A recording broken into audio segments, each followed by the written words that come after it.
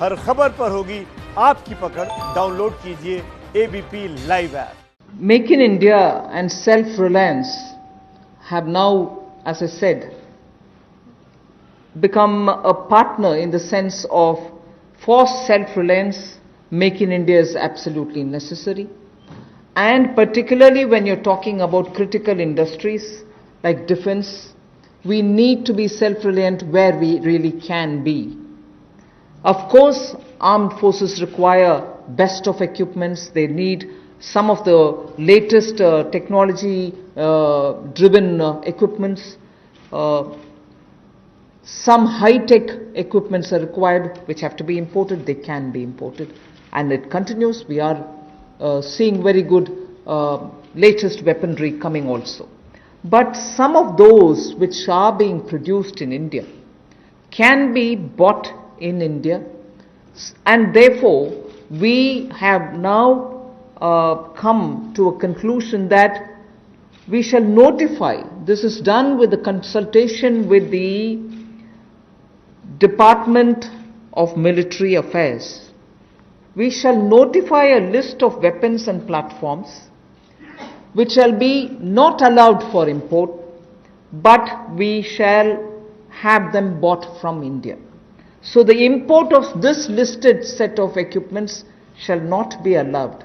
They shall be banned.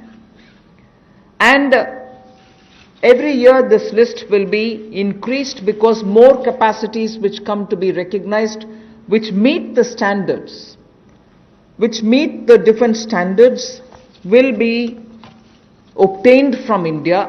As they say, the defense is General Staff qualitative requirements, the GSQRs for weapons and platforms will all be honored, but those list of items which get notified can only be purchased from India. Indigenization of some imported spares will also be given priority. For years we have been producing spares which are good enough for even those imported vectors, imported weaponry, imported platforms. Unless we are able to do that, the spares are also something which India probably can produce but are getting imported. So indigenization of imported spares. Then for all this, a budget provision, a separate budget provision will also be given for domestic capital procurement.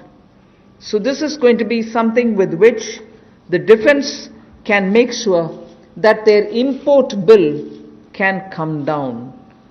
This is done in consultation with the Department of Military Affairs, and this will be an important step towards making sure that Indian producers of defense equipments which are absolutely meeting with the standards which the armed forces would want will be purchased from India. The next step in defense production related reform is to improve the autonomy, accountability and efficiency in ordnance supplies which are being made by the ordnance factories. And for this, we intend to corporatize ordnance factory boards. I like to emphasize here, corporatization is not privatization.